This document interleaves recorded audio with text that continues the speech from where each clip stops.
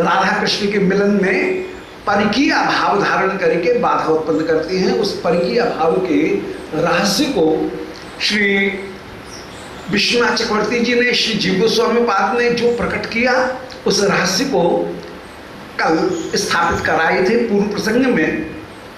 केवल उसका स्मरण मात्र कर लें कि मूल गोपी पहुंच जाती हैं रास में, छाया गोपी विराजमान हैं घर में। छाया गोपियों के साथ में भी कभी पतिमन्य गोपों का दर्शन नहीं है। मूल गोपी जब लौट करके आएंगे उस समय छाया गोपी के साथ में कभी मिलेंगी नहीं, तथा मूल गोपी को कभी भी ये पता नहीं है कि मेरी कोई छाया गोपी भी विराजमान है। कृष्ण को भी पता नहीं है। इस बात का यदि किसी को आभास है तो केवल 1.5 व्यक्तियों को है। आधा पर्दा आभास श्री वृंदा जी को, और पूर्ण आभास यदि किसी को है तो वो श्री योग माया जी को। इस प्रकार विरोध उत्पन्न होकर के परकीय भाव उत्पन्न होने पर दो भावों को स्थायी रूप से स्थापित कर दिया जाता है। एक तो भय का भाव और दूसरा दुर्लभता का भाव। और जहां भय और दुर्लभता ये दो भाव होंगे वहां पर प्रेम अपने आप और ज्यादा बढ़ेगा। इस प्रकार लीला शक्ति ने भय और दुर्लभता इन दो को प्रकट करके श्री प्रियालाल इन दोनों के हृदय में जो परस्पर प्रेम है उस प्रेम को अपूर्ण रूप से बढ़ाया। केवल लीला को उत्पन्न करने के लिए ये परकीय भाव उत्पन्न किया गया है, परंतु परकीय भाव यथार्थ में व्यवहार में सिद्ध करके स्थापित किया गया, केवल कल्पना मात्र में नहीं है। व्यवहार में ये प्रियागण अपने आप को परकीय करके ही एकमात्र मानती है और उससे इनमें भय और दुर्लभता दोनों के दोनों विराजमान हैं और उससे प्रीति और भी ज्यादा बढ़ती हुई विराजमान। श्रीमद् भागवत स्पष्ट रूप से कहीं परकीय का ही लीला में प्रयोग करती है, उसमें कहीं कोई छुपाव नहीं है। तावारे माणा पति भी पितृ भी भ्रातृबंधु भी स्पष्ट रूप से समझे कि परकीय ही परकीय है। नासुयन खलपुष्टाय मोहिता तस्माय माया मन्य मानस स्वपार्श्व स्थान। ठाकुर जी के गोपियों के साथ में जो वचन हैं वे भी बिल्कुल उसी परकीय भाव को प्रकट कर रहे हैं कि कृण्यन्ते वत्सा बालाश्चो तान पायत दुह्यतो। सब व्याकुल हो रहे हैं, उनको मां कृतम बंधु साधुसम, उनको भय उत्पन्न मत करो। ये स्पष्ट रूप से परकीय, श्रीमद् भागवत में कोई संदेह है ही नहीं। बिल्कुल परकीय भाव स्पष्ट रूप से ही श्रीमद् भागवत में स्थापित कर दिया और वो स्थापित करके गोपिकागणों की प्रीति को अपूर्ण रूप से बढ़ाया गया। इस पृष्ठभूमि में श्री कुंद लता जी यही कह रही हैं, बोले अरे सखे तू कोई विरोध उत्पन्न करेगा इसका भय भी मत कर, क्योंकि ये विरोध केवल ऊपर से दिखाने के लिए है, अन्यथा ब्रजवासी सब कृष्ण के लिए ही सर्वस्व समर्पण करके जब विराजमान हैं तो क्या इन ब्रजवासियों का तेरा श्याम सुंदर के साथ में मिलन हो उसमें कोई वास्तव में विरोध हो सकता है? ये वास्तव में विरोध नहीं है। श्री कृष्ण के अतिरिक्त कोई भी ब्रजवासी, ब्रज का एक भी व्यक्ति ऐसा नहीं है जिसकी कृष्ण के लिए सर्वस्व समर्पण की भावना न हो। इसलिए तू यदि मिलन प्राप्ति भी करेगी तो कोई भी कहीं तत्वतः विरोध तुझे नहीं करेगा, क्योंकि एक सिद्धांत है कि ऐशाम घोष निवासनाम उत भवान किम देव राते तिनः चेतो विश्व फलात् फलम तदपरम यास्यन नितो मुह्यति सद्वेषादेव पूतनापि सकुला त्वामेव देवा पिता यद धर्मार्थ सुहृद प्रियात्म तनय प्राणाशयास्त्वत्कृते। इन ब्रजवासियों के धर्म अर्थ सुहृद प्राण प्रिय अपत्य धन ये सब तेरे लिए ही एकमात्र श्री प्रभु कृष्ण के लिए ही एकमात्र समर्पित हैं। तो तत्वतः विरोध करने का तो कोई भाव है ही नहीं, ये ब्रजवासी श्री कृष्ण के लिए ही सर्वथा समर्पित हैं। तो कृष्ण जिस वस्तु को चाहेंगे उसका विरोध नहीं करेंगे। अब इस सिद्धांत को, जो एक सिद्धांत था, उसको लीला में कितना सुंदर प्रयोग कर रही है। लीला में उसका जो यूटिलाइजेशन है वो कितना सुंदर है, उसका उपयोग कितना सुंदर है। श्री कुंदलता जी कह रही हैं, बोले अभी सखी कृष्ण जिस वस्तु को चाहें उसका कोई विरोध कर सकता है क्या? ये ब्रजवासी कभी भी कृष्ण की वास्तविक इच्छा का कभी विरोध करेंगे ही नहीं। इसलिए तू नंद भवन में रसोई करने के लिए जाने में तनिक भी संकोच मत कर, मत कर। अब किशोर जी के मन में ये संकोच, मन में तो बड़ा उल्लास, मन में तो लड्डू फूट रहे हैं, पर तू ऊपर से दिखा रही है क्या? बोले अरे कुल वधू दूसरे के घर में रसोई करने के लिए जाए, अच्छा लगता है क्या? ठीक। कितनी बुरी बात है कि रोज की रोज दूसरे के घर में रसोई करने जाना, ये कोई अच्छी बात लगेगी क्या? तो ऊपर से दिखा रही हैं कि जैसे मेरे जाने की इच्छा नहीं है, परंतु भीतर से कृष्ण दर्शन करने की, इस बहाने कृष्ण दर्शन करने की उत्कंठा है। एक बड़ा सुंदर एक सिद्धांत है कि 8 यामों में श्री प्रिया जी का लाल जी से कहीं न कहीं मिलन है। ऐसा नहीं है मिलन नहीं है, हर समय मिलन है। 8 यामों में कहीं न कहीं मिलन है और वियोग है। मिलन होने के बाद में वियोग होता है और वियोग होकर के आगे के मिलन की रास्ता खुल जाता है। तो ऐसा नहीं है कि नित्य विहार या मिलन में केवल रात्रि में ही मिलन हो, रास के समय ही मिलन हो, सो बात नहीं है। यहां पर प्रत्येक याम के पश्चात कहीं न कहीं संक्षिप्त या संकीर्ण मिलन विद्यमान है। तो 8 यामों में कहीं न कहीं मिलन है। जैसे जो निशांत लीला थी उसमें तो श्री प्रियालाल साथ साथ ही विराजमान है, निकुंज मंदिर में जा गई है, तो वहां पर तो मिलन हो गया। फिर इसके बाद में वियोग प्राप्त हुआ। अब पूर्वांध ये प्रातःकालीन लीला में भी श्री नंद भवन में पाक रचना करने के लिए श्री किशोरी जी का जाना, ये फिर से मिलन प्राप्त करा रहा है। तो प्रभात काल में भी मिलन, फिर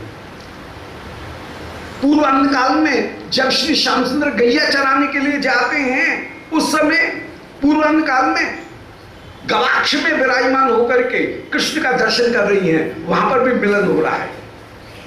प्यारे जब जा रहे हैं उस समय व्याकुल हो रही हैं, तो वहां पर भी मिलन। फिर मध्याह्न काल में राधा कुंड में मिलन है ही है। फिर अपराह्न काल में प्यारे जब लौट करके आते हैं गैया चरा करके, उस समय फिर से गवाक्ष में विराजमान होकर के दर्शन करती हैं, वहां पर भी मिलन। फिर सायंकाल की लीला में सूर्य पूजन, जो संध्या पूजन इत्यादि के बहाने जब श्री श्याम सुंदर गोदोहन करने के लिए जाते हैं, उस गोदोहन काल में भी श्री किशोरी जी का लाल जी के साथ में मिलन है। तो अपराह्न काल में भी मिलन। फिर प्रदोष काल में श्री प्रिया स्वयं अभिसार करती हैं, वो तो रास में जब बंशी बजती है उस समय पधारेंगी तो कृष्ण का दर्शन होगा ही, और रास में तो मिलन है ही है। तो इस प्रकार 8 बार कम से कम मिलन प्राप्त है, और भावना का मिलन तो सर्वदा सर्वदा है। साक्षात मिलन भी 8 बार श्री 8 यामों में प्रत्येक याम में मिलन है। तो ऐसा नहीं कहा जा सकता है कि मिलन केवल रात्रि लीला में ही है और दिन में मिलन नहीं है, दिन में वियोगी वियोग है, ऐसा नहीं है। प्रत्येक याम में कहीं न कहीं श्री प्रिया जी के साथ में लाल जी का मिलन, प्रिया का लाल जी के साथ में मिलन, दोनों का युगल का मिलन विद्यमान है। तो वही बात निरूपण कर रही है कि अरे सखी इस समय मिलन का समय चला आ गया है, चल चल जल्दी से श्याम सुंदर का दर्शन करने के लिए तू चल। ऐसे कुंदलता जी ने श्री किशोरी जी को उस समय अभिसार कराने के लिए प्रेरित किया है। श्री कुंदलता राधिका को समझाती हुई, उनको धैर्य देती हुई और उनको अभिसार करने के लिए, तैयार करने के लिए तर्क दे रही हैं कि सखी, बोले हाय यशोदा, कहीं इस बात का क्यों बार बार मुझे रोज की रोज क्यों बुलाती हैं, ये अच्छा नहीं लगता है। इस बात का उत्तर देती हुई कह रही हैं कि सखी किमपि न वेद तत्सवित्री, श्री कृष्ण की सवित्री, कृष्ण को उत्पन्न करने वाली, कृष्ण की जननी श्री यशोदा किमपि न वेद, कोई भी अन्य वस्तु को महत्व देती ही नहीं है। वे कृष्ण के सुख के अतिरिक्त अन्य कोई दूसरी वस्तु को कभी जानती ही नहीं है। सखी किमपि न वेद तद जनित्री तदतुल रोचक वस्तु संजरिक्षु। श्री यशोदा के हृदय में सर्वदा सर्वदा यही बात है कि श्री श्याम सुंदर जिस वस्तु को ग्रहण करना चाहते हैं वो वस्तु कन्हैया को मिली जाए। कन्हैया भी इतने सिर चढ़े हुए हैं कि जो कह दिया वो मैया के लिए स्वीकार। इनकी किसी भी इच्छा को मैया कभी निषेध करेंगी ही नहीं। कन्हैया के सुख में ही मैया को परम परम सुख हो। तो तद अतुल रोचक वस्तु संजरिक्षु, कृष्ण की कोई अतुल रोचक वस्तु उसको यदि कृष्ण ग्रहण करना चाहते हैं तो श्री यशोदा उसका सर्वदा अनुमोदन ही करती हैं। उचितम अनुचितम स्वलाभ हानि, उस समय क्या उचित है क्या अनुचित है ये विचार करेंगी ही नहीं। लाडले हैं ना, ज्यादा लाडले हैं, इस लाडले होने के कारण जो कन्हैया ने मैया से कह दिया मैया वो करेंगी करेंगी करेंगी। तो उचितम अनुचितम, चाहे उचित हो चाहे अनुचित हो, जो कन्हैया चाह रहे हैं मैया लाड़ में उसको प्रस्तुत करेंगी। लाभ हानि, किस वस्तु में लाभ है किस वस्तु में हानि है इसका भी मैया विचार नहीं करती हैं। अब कन्हैया भी बस मैया के प्रेम का खूब उपयोग करते हैं। ये कन्हैया को कहीं बाबा से कदाचित किसी वस्तु को कहने में संकोच हो सकता है, परंतु मैया से कहने में कोई संकोच नहीं होता है। भूख लगेगी तो बाबा से नहीं मांगेंगे, मैया से मांगेंगे। यदि कोई नया वस्त्र धारण करना है, नया श्रृंगार धारण करना है तो बाबा यदि पहना दें तो उनको मना नहीं करेंगे, परंतु मैया के सामने अटक जाएंगे, बोले ना मैं तो ये ही पहनूंगा ये ही खाऊंगा। तो मैया से संकोच नहीं है, मैया के सामने जिद करते हुए विराजमान। और मैया भी कन्हैया जो अच्छा है या बुरा है जो कुछ भी है उसको अवश्य ही पूरा करती है। इतनी लाडले हैं कि कन्हैया ने जो कह दिया वो मैया के लिए भी पत्थर की लकीर, वो मिटेगा नहीं, वो अवश्य ही मैया उसको पूरा करेंगी। तो उचितम अनुचितम स्वलाभ हानि निज पर भाव भेदा, ये मेरा है कि पराया है ये भाव भी मैया में नहीं है। कहीं किसी दूसरे की वस्तु भी हो उसको भी फिर कन्हैया मांगे तो किसी न किसी प्रकार से कन्हैया के लिए मैया उपलब्ध करा देंगी उसे। स्वपर वस्तु इनको भी कन्हैया के लिए उपलब्ध कराते हुए विराजमान हो जाएंगी। इतने स्नेही इतने लाडले होकर के ये विराजमान है।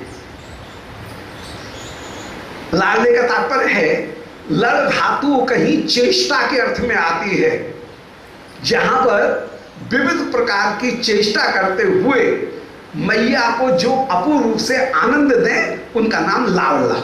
लाडला उसे कहते हैं जो अपनी हठपूर्ण चेष्टाओं के द्वारा भी माता पिता को प्रेम आश्रय को अपूर्व रूप से आनंद देते हुए विराजमान हो, उसका नाम लाडला। तो ये परम लाडली हमारे ब्रज का बड़ा सुंदर शब्द है लाडला। सखी किशोरी जी के नाम लिए शब्द का प्रयोग करेंगे लाडली जी, सारे ब्रजवासी लाडली जी कह के बोलेंगे। बरसाने में चले जाओ समझ गए, लाडली जी के मंदिर जाते हैं, लाडली जी के मंदिर कितनी लाडली है ब्रजवासियों की। कन्हैया परम परम लाडली, ये सखीगण युगल सरकार की परम लाडली, श्री युगल सरकार सखियों के परम लाडले। ये परम लाडले होकर के अर्थात जिसके ऊपर जिसकी जिद को पूरा करने के लिए कोई भी कार्य करने के लिए तैयार हो जाए उसका नाम है लाडला। लाड उसे कहते हैं कि दुर्लभ वस्तु को भी किसी को उपलब्ध करा दिया जाए। और कन्हैया के लिए सब ब्रजवासी बस कन्हैया के लिए ये किशोरी जी के लिए दुर्लभ से दुर्लभ वस्तु को भी उपलब्ध कराने में सदा तैयार है। तो ये यशोदा का स्वभाव है कि उचित अनुचित लाभ हानि ये मेरा है कि कोई दूसरे का है, कैसे पद कन्हैया चाह रहा है तो कन्हैया को प्राप्त करा ही देना है, ये विचार करते हुए यशोदा सदा त्याग, और तो और क्या, यशो यशोवा, चाहे यश मिले चाहे अयश मिले, परंतु कन्हैया जिद कर रहा है, कन्हैया की इच्छा है तो उसे अवश्य प्राप्त कराएंगे। ये लाड़ का स्वभाव है। अब प्यारे की प्यारी वस्तु परम प्यारी होती है, एक सहज स्वभाव है। इसलिए स्नुषा प्रीति श्री राधिका के प्रति भी बहुत अधिक है। स्नुषा कहते हैं पुत्रवधू, तो पुत्रवधू की प्रति जैसी प्रीति हो, वो प्रीति भी आज श्री राधिका के प्रति सहज रूप से श्री यशोदा में विराजमान। श्री किशोरी जी से कितना लाड़, श्याम सुंदर जितने लाड़ले उससे भी ज्यादा लाडली श्री यशोदा के लिए श्री किशोरी विश्वानंदिनी अत्यंत अत्यंत लाडली होकर के, प्राण धन होकर के श्री किशोरी जी विराजमान हैं। तो उसी की दुहाई देती हैं श्री कुंदलता जी, बोले अरे सखे तुझे विलंब करने की जरूरत नहीं है, यशोदा तुझसे बिल्कुल कन्हैया से भी ज्यादा प्रीति करती हैं। स्वाभाविक ही है, पुत्र वधू जैसी प्रीति तुझसे वे करती हुई विराजमान है। पचसी यद्यपि यश्च यस्य भोक्ता सचित्रे अत्यमृतम सदैव दिव्यम। तुझे ये एक वरदान प्राप्त है कि पचसी यद्यपि, तू कोई भी चीज यदि पाक करे, जरूरी नहीं कि कोई बहुत सुंदर मूल्यवान वस्तु ही हो, कोई सामान्य सा जो दाल खिचड़ी थूली, ये सामान्य सी जो वस्तु है, वो ये नहीं कि कोई सदा ही मोहन भोग और पक्षी और सुंदर जो सामग्री है मोहन थाल उसकी ही जरूरत हो। तेरे तो हाथ की एक विशेषता है, तो पचासी यद्यपि तू जो भी छोटी से छोटी वस्तु भी यदि अपने हाथ से तू पाक करे, उसे उसकी रसोई करे, और जो भी यश तस्य भोक्ता, जो उस पाक को भोजन करने वाला होगा, सचित्रे अत्यमृतम सदैव दिव्यम, उसके सामने यदि स्वर्ग का अमृत भी आ जाए तो वो अमृत को नहीं चाहेगा, वो तेरे हाथ के द्वारा की गई रसोई को खाना चाहेगा, रसोई को आरोगना चाहेगा, वो अमृत को प्राप्त करना नहीं चाहेगा। तो तत्तरीयते अमृतम सदैव दिव्य, वो सर्वदा ही दिव्य अमृत भी सामने आ जाए तो तेरे द्वारा बनाई गई रसोई कोई छोटी से छोटी जो वस्तु है जिसमें तेरा हाथ लगा है, उस पाक के आगे स्वर्ग के अमृत को भी तुच्छ करते हुए वो व्यक्ति विराजमान हो जाएगा। ये बात केवल मैं कह रही हूं, सो बात नहीं है। इत निखिल पुरे स्वति प्रसिद्धि, पूरे इस नंदगांव में इस बात की प्रसिद्धि है कि भाई राधिका जो भोजन करती हैं, वो इतना भोजन बनाती हैं, वो इतना सुंदर होता है कि उसके आगे अमृत भी तुच्छ हो जाता है। तो इति निखिलेश निखिल पुरेशु अति प्रसिद्धा, ये अखिल पुरों में अत्यंत अत्यंत प्रसिद्ध है। तब सखी किम न चमत्कृतो तो करोति बाढ़, अरे सखी ये प्रसिद्धि किसको पर्याप्त मात्रा में चमत्कृत नहीं करेगी। इसलिए श्री यशोदा ने यदि तुझे बुलाया है तो इसमें कोई आश्चर्य की बात नहीं है। तू कितनी चतुर है, तेरी चतुराई की सर्वत्र सर्वत्र प्रसिद्धि होकर के विराजमान है। तो तब सखी किम न चमत्करोति बाढ़, तेरी जो प्रसिद्धि है वो प्रसिद्धि इस बात में ही विशेष रूप से विराजमान। जो वधू है उसकी सबसे ज्यादा प्रसिद्धि यदि होती है तो दो चीजों में, व्यवहार में भी देखने में आता है। एक तो उसका व्यवहार और एक उसकी घर की चतुराई। वो कितनी पढ़ी है, क्या पढ़ी है, क्या नहीं पढ़ी है, ये सब चीजें पीछे की हैं। क्या पद है, ये सब पीछे की। लड़की को ससुराल में सबसे ज्यादा यदि आदर मिलता है तो वो उसके दो बातों पर मिलता है, या तो उसके चतुराई पर, घर के कामकाज की चतुराई पर, और या उसके व्यवहार पर। फिर इसके बाद में सेकेंडरी जो महिमा है वो फिर उसकी योग्यता, उसकी पढ़ाई लिखाई और जो पद, ये जो है उसका धन यश, ये सब बात की चीजें हैं। सबसे ज्यादा जो भारतीय परिवारों में जो वधू को सबसे ज्यादा जो आदर मिलता है, वो आदर प्रायः दो वस्तुओं में ही मिलता है कि एक तो उसकी घर को संभालना, गृहिणी का जो व्यवहार है वो कैसा है, और फिर साथ में घर वालों के साथ में उसका व्यवहार कैसा है।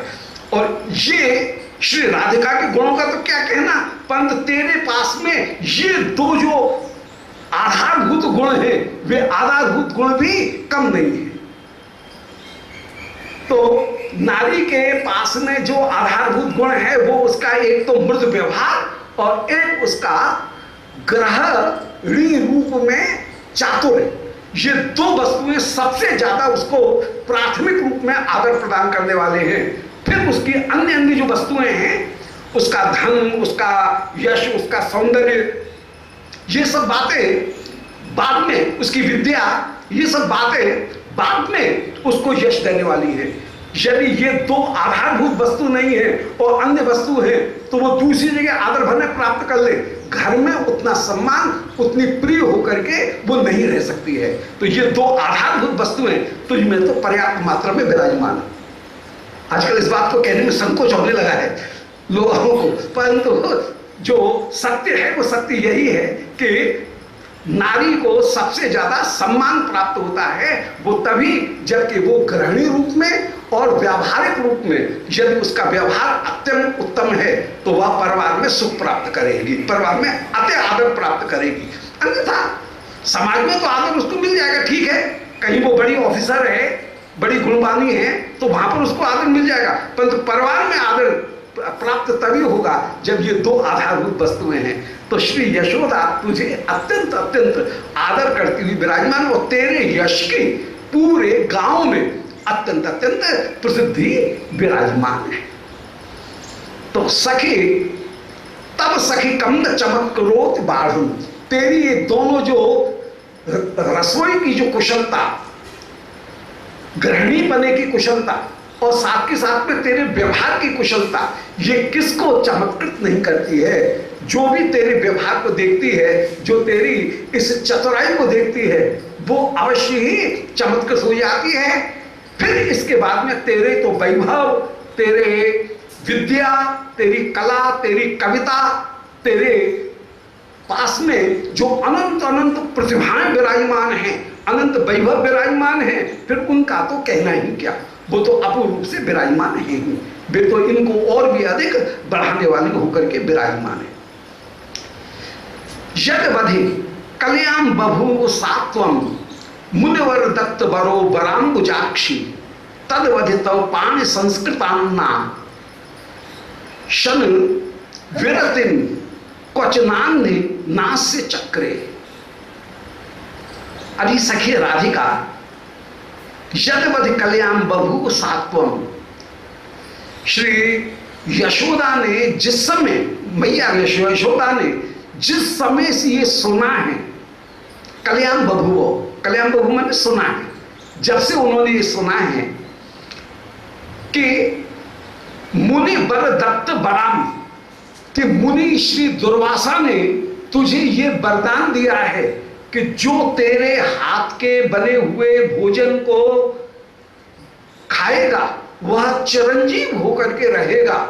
इस गुण को जब से सुना है यशोदा ने, बरांबुजाक्षी, अरे श्रेष्ठ अंबुजाक्षी, कमल सरी के नेत्र वाली, अरे सखे राधिका, जब से तेरे इस महान गुण को सुना है कि श्री दुर्वासा ऋषि तुझे आशीर्वाद देकर के गए हैं कि तू जो रसोई करेगी और उस रसोई को जो भोजन करेगा वह चिरंजीवी होकर के विराजमान होगा, उस दिन से यशोदा ने निर्णय कर लिया है और एक भी दिन ऐसा नहीं हुआ जिसमें तेरे द्वारा बनाए गए भोजन को, कन्हैया को भोजन का, श्री प्यारे को भोजन, श्याम सुंदर को भोजन कराने में कहीं नागा की हो। एक भी दिन ऐसा नहीं हुआ है जिसमें तेरे बनाए हुए भोजन के नागा करके कृष्ण को अन्य भोजन करना पड़ा हो। सो तदवधि तव पाणि संस्कृतान्नम, तेरे हाथ के द्वारा बना हुआ जो अन्न है उसके अशन विरत, उसके भोजन से विरत कृष्ण कभी भी नहीं हुए। तेरे द्वारा बनाए गए भोजन से कृष्ण कभी भी अलग नहीं हुए, अर्थात वे नित्य प्रति ही सर्वदा तेरे द्वारा बनाए हुए भोजन को ही करते हैं। क्वच नान्यनाश चक्रे क्वचित अन्य, एक दिन भी ऐसा नहीं गया है कि जिसमें इस बात में नागा हुई हो, इस बात में कहीं व्यवधान पड़ा हो, अवकाश पड़ा।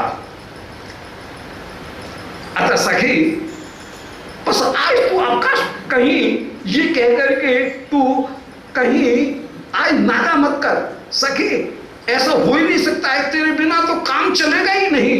ये अनिवार्यता दिखा रही है, और जहां पर कोई वस्तु की अनिवार्यता दिखाई जाती है वहां पर कार्य करने वाले के मन में गौरव उत्पन्न होता है। हाँ भाई, मेरे बिना काम नहीं चलेगा। ये बात उसके हृदय में कार्य को करने में उल्टा उल्लास उत्पन्न करती है। तो ये मनोविज्ञान की एक परम सुंदर जो पद्धति है, कार्य में प्रवृत्त कराने की पद्धति, वो कार्य में प्रवृत्त कराने की पद्धति को यहाँ श्री कुंदलता जी बड़ी चतुराई से प्रयुक्त कर रही हैं। एक अच्छा ऑफिसर वो होता है जो ऊपर से तो दिखाए अपने मातहत जितने भी हैं सबॉर्डिनेट, उनको ये दिखाए कि भाई मैं तुम्हारे बिना कुछ भी नहीं कर सकता हूं, और साथ के साथ में उनके ऊपर नियंत्रण भी रखे, परंतु उसको कहीं कार्य लेने के लिए अपनी जो पूरी कंपनी है उस कंपनी को कहीं ये एडमिनिस्ट्रेशन की एक कुशलता है कि उसको कहीं ये दिखाना चाहिए कि मैं तुम्हारे अधीन हूं, यद्यपि वो अधीन नहीं है, परंतु वो दिखाएगा ये कि जैसे मैं तुम्हारे बिना कोई भी कार्य नहीं कर सकता हूं। इस तरह से दिखाते हुए यदि वो रहे तो वो अपने अनुगत जितने भी कर्मचारी हैं उनकी शक्ति का उपयोग कर सकेगा और उनके कार्य को वह कहीं शोषित कर सकेगा, उनकी योग्यता का शोषण, योग्यता का उपयोग कर सकेगा। तो ये एक अधिकारी की बहुत बड़ी विशेषता भी होती है कि वह किसी की योग्यता का उपयोग कर ले। और जो अधिकारी केवल शासन करता है तो वो फिर दूसरे की योग्यता का उपयोग नहीं कर सकता है। तो दोनों तरह से उपयोग करना चाहिए, कहीं डांट के द्वारा भी, अनुशासन के द्वारा भी, और कहीं प्रशंसा के द्वारा। यहाँ पर प्रशंसा के द्वारा जो उपयोग किया जाएगा वो जितना अच्छा होगा उतना डांट के द्वारा या भय के द्वारा किया गया जो उपयोग है वो अच्छा नहीं होता है। तो ये जो एक मनोविज्ञान का सत्य है, तो इस मनोविज्ञान की पद्धति को भी श्री कुंदलता जी बड़ी अच्छी तरह से प्रयोग कर रही हैं। बोले अरे सखी, तेरे बिना एक दिन भी कभी श्याम सुंदर रहे ही नहीं, इसलिए तुझे तो आज चलना ही पड़ेगा, चलना ही पड़ेगा।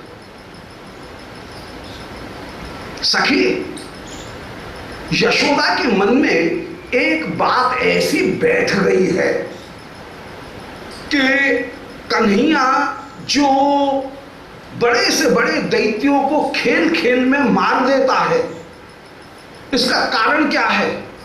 बोले कन्हैया का अपना प्रभाव, श्याम सुंदर का अपना प्रभाव, प्यारे का अपना प्रभाव। बोले ना ना, मैया के हृदय में ये बात बैठी है कि कन्हैया जो असुरों को मार देता है, बड़े से बड़े कार्य कर लेता है, वो सब तेरे भोजन का प्रभाव है। कन्हैया में कोई दम नहीं, जितना भी प्रभाव है वो तेरे हाथ की हथौड़ी का प्रभाव है, तेरे रसोई का प्रभाव है। उसके कारण ही प्यारे में इतनी सामर्थ्य आ गई कि वे गोवर्धन उठा लेते हैं, वे अघासुर, बकासुर, बत्सासुर, जितने भी दुष्ट हैं, केशी, अरिष्ट, उन सबों को मार देते हैं। अन्यथा कृष्ण में तो प्यारे में दम कहां। मैया भी ये मानती है मेरा कन्हैया तो बड़ा लता दुबला दुर्बल सा है, दुग्ध मुख बालक है, और इसमें जो सामर्थ्य आई है वो वर प्राप्त, जिनको वरदान मिला हुआ है, उन श्री राधिका के श्री हस्त से बने हुए भोजन का प्रभाव है कि कन्हैया इन असुरों को मार देता है। तो जयति यदति घोर दैत्य यूथम, जो श्री श्याम सुंदर अति घोर दैत्य यूथों को भी जीत लेते हैं। उसका कारण क्या है? बोले उसका कारण तेरे हाथ से बना हुआ भोजन ही है। अन्यथा श्याम सुंदर तो मैया तो ये मानती हैं कि मेरा लाला, हमारे श्याम सुंदर वो मृदुल तनु, वे तो अत्यंत अत्यंत कोमल अंग वाले हैं, असुरों से युद्ध कर सकने की उनमें सामर्थ्य आई कहां? ये तो यशोदा के वरदान का प्रभाव है कि वे बड़े बड़े असुरों को मार देते हैं। स्व पराम बुभूष मेषः, वे जितने भी दैत्य हैं, वे दैत्य कैसे हैं? स्वपराम बभूषु एषः, जो के पराबभूषु, दूसरे को पराजित करने के लिए इच्छा रखते हैं। पराबभूषु माने दूसरे के पराजय की इच्छा रखने वाले उन दैत्यों को भी, स्व माने कृष्ण को पराजित करने की इच्छा करने के लिए ही वे दैत्य आते हैं।